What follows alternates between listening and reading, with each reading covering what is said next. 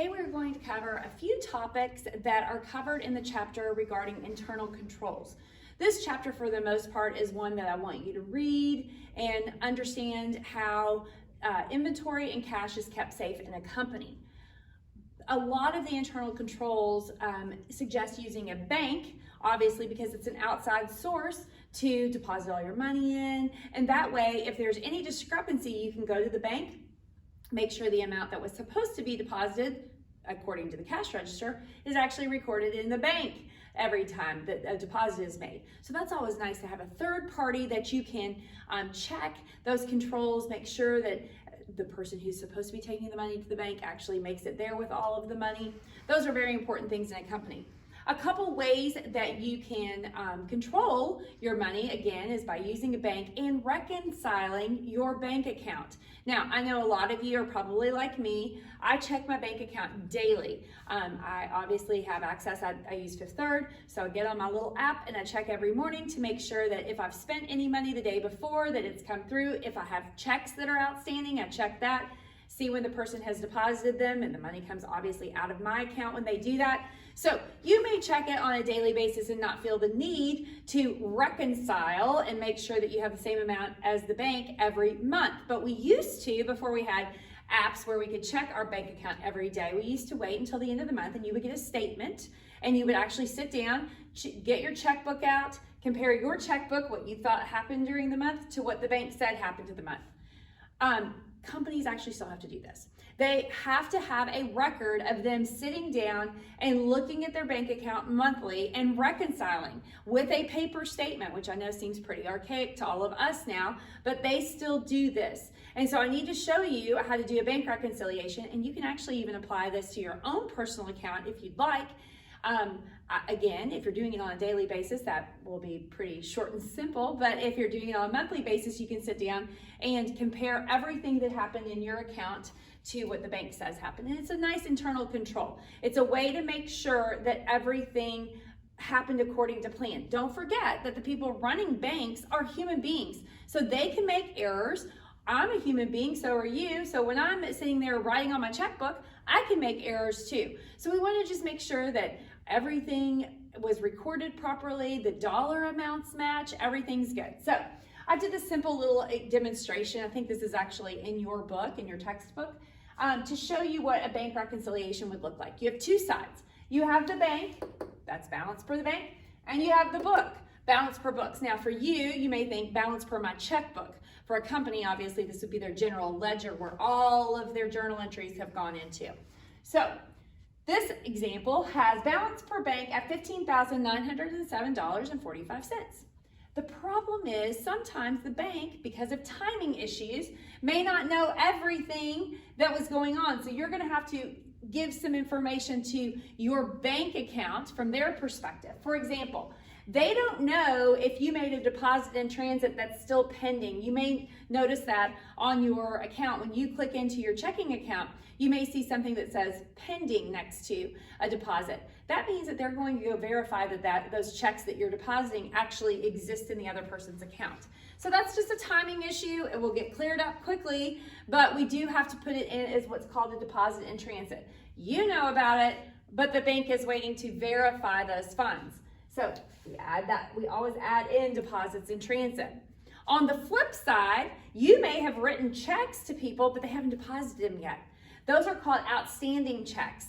Obviously, if you know you've written a bunch of checks and the people have not deposited them yet, your bank account is inflated, right? Because you know as soon as they cash those checks, the dollar amount's going to go down significantly.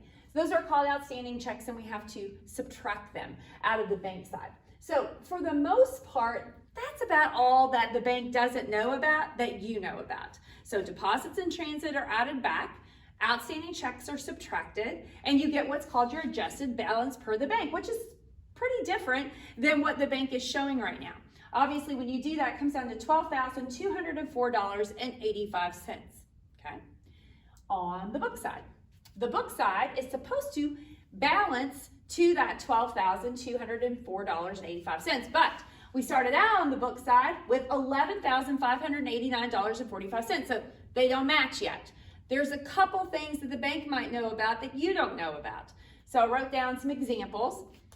First of all, the bank, especially for small businesses, can actually act as a collection agency. Let's say that you're having an accounts receivable that you're having a whole lot of trouble collecting. They can go out there and actually collect that money for you. It's a lot scarier to get a letter from a bank than from a company. So if a bank starts sending you something and says, you owe X amount of money to XYZ Corporation, then hopefully people will pay more attention to that than if it's just me sending them a bill. So the bank can actually try to collect the money for you. They're going to charge that person some interest, so I added that in too. So collection of a note receivable, you won't know about it until the bank lets you know that they collected it. When they collect it, they may actually even collect a little interest for you, which is so nice. Let's say they added $50 to it, but they're not doing it out of the goodness of their own heart. They are going to charge you a collection fee, which obviously would reduce the amount that you actually collected. But that's okay, because they collected your money for you plus interest. So that's good. We'll pay a little fee for that money to be in our company. Otherwise, we were sending bills and this person was ignoring us. So that's good. So you won't know about any of these three things until the bank lets you know, hey, the process is complete and this is what we charged you for collecting the money plus the interest. Sometimes the banks just charge you service charge fees, analysis fees, ATM fees, that kind of thing. You won't know about that until the end of the month when they let you know that. So that's what the service charge amount represents right here. The last thing that I gave an example of on this is an NSF check. That stands for non-sufficient funds. That happens when somebody writes you a check, you deposit in your account, you go on with your day-to-day business, you think everything's great, but come to find out they didn't actually have that money in their account and it bounces. You could have heard that term before. Some money, a check bounced. Well, what does that mean? Well, that means that the bank cannot deposit in your account because the person doesn't actually have that money. So unfortunately, you will get a notification from the bank and it's called an NSF check. Sometimes they will charge you a fee because that happened, even though it's not your fault. So then you have to go back to the person who wrote you the check, try to get them to rewrite a check that won't bounce. Plus, I would charge them the service charge fee also, right? Because it wasn't your fault that the bank charged you an extra fee for that. So all of these things are examples of items that you won't know about until the bank lets you know about them. At the end of the day, you will take your balance for the books at the beginning, add some things, subtract some things, and then bingo, hopefully, you'll get the exact same amount that the adjusted balance per bank has. Now, our adjusted balance per books should be that same balance. So hopefully this is what a bank reconciliation looks like for you on your homework or a test, because it actually balances, which is always nice. The one thing I do not have written up here, and it can go any of the sections, are errors. Obviously, the books could make an error. You could make an error. You could write down the wrong amount, but actually deposit the right check. Same thing on the bank side. They could say that they could type in the numbers and transpose or mess up some numbers when they're saying how much you deposited or wrote a check for. Obviously, they can make mistakes. So errors can go anywhere in the 4 sections of adding and subtracting from either the bank side or the book side. So that will be something that you will see when you do your homework and your test. Over here, the next thing that we're going to cover in this little section is an internal control that's really important. First of all, before we begin, let's say this. It's really important that you know not to keep a lot of cash on site when you're running your business. A lot of companies make nightly deposits so that they don't have a lot of cash on site. It's very dangerous to have a lot of cash at your company, because if somebody hears about it, they might come and try to rob you, right? So we don't want to keep a lot of cash on site, but sometimes companies need a little bit of cash on site, and that's called petty cash. If you have petty cash at your business, then you want to keep it a small amount and you want to check it at least monthly. Normally what happens is that maybe a front office person or somebody in the building that is an administrative, maybe the administrative assistant to the CEO or somebody is in charge of this petty cash. And everyone in the company knows who they need to go to ask for petty cash if they need it. What are some examples of why you would need petty cash? I put some examples and we'll talk about them. Maybe you need postage. Maybe you need some delivery, like UPS delivers something and they're asking for money up front for like a shipping charge or something.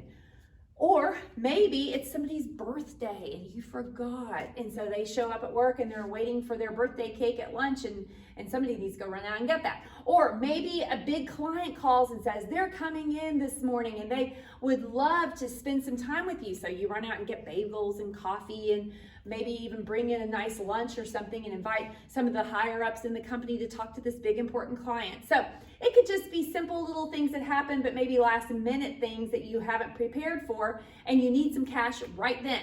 So what happens is, if you have petty cash, a person goes and says, hey, I need some cash. The administrative assistant who's in charge of it says, okay, gives them some petty cash. The person goes and uses it, comes back with a receipt so that at the end of the month, you can see how much money is gone and hopefully you have receipts for everything that's gone. So let's go over the journal entries for petty cash and see what it looks like. First of all, to establish the petty cash fund, you debit a new account called petty cash and take it out of general cash. So that's what this first journal entry represents. So we're going to set up a petty cash fund for $200. So debit petty cash, credit cash for $200. After the end of the month, or how often you check this, let's say we go and the administrative assistant says there's $50 left in the petty cash fund and there are 3 receipts. Okay, so if there's $50 left and there's supposed to be $200 in there, 200 minus the 50 means we need to go get more cash and put in there. $150 is what's missing, so we'll put that back in there. What we want to check is to make sure those receipts equal $150, and they do in this example. I just gave some simple little numbers here just to show you, but we're needing $150 worth of receipts. Let's say we had a big entertainment expense of $100. A client came in, you provided a nice lunch for everyone in the office plus the client, you entertained them, made the client feel happy to be there and welcome, and so that was $100, and there was a receipt in there for that. Then maybe we had some postage that we had to buy of $25 and maybe a delivery expense of $25. So as long as the receipts equal what the amount was missing in the cash drawer, we're fine, right? Internal control is all safe and secure, no problem. If there is a little difference, it shouldn't be a big difference, but if there's a little difference, like let's say this came out to be $149 and this was $150. Well, we're not going to worry too much over $1, but we do have to make sure our debits equal our credits. So if it was $149 in receipts, but the actual cash that was missing is $150, it's probably a simple rounding error or somebody didn't bring the change back or whatever. So there is an account that we can use and you can debit or credit it. It's called cash over and short. It can actually be a debit or a credit, depending on if you're short the money or if you have too much money in the drawer. Sometimes, if you can imagine, a person, forgets to bring the change back one month, so you'll be short, and then the next month they remember and they throw some change back in the drawer, so you might be over the next month. So it's not a big deal. Usually petty cash, it's not missing a ton of money. First of all, there's not a ton of money in the whole drawer in the first place. That's how it's supposed to be. So there shouldn't be a ton of money missing. But if you're missing a couple dollars here or there, or if you're over a couple dollars here or there, we're going to either debit or credit to make the journal entry balance to cash over and short, okay? All right, so bank reconciliation, petty cash. In the internal control chapter, those are going to be your mathematical things that you're going to be responsible for. You're going to want to read the whole chapter. It talks all about how to safeguard inventory and cash in a company. It gives you some really solid advice on making sure that you have separation of duties in a company. You have responsibility for what people are supposed to do as far as their job duties, so that if something goes wrong, you know who to go to. There's some really solid points in the chapter, so make sure and read that. But I wanted to go over the mathematical part of the chapter so you can actually see those written out and see some examples. Thank you.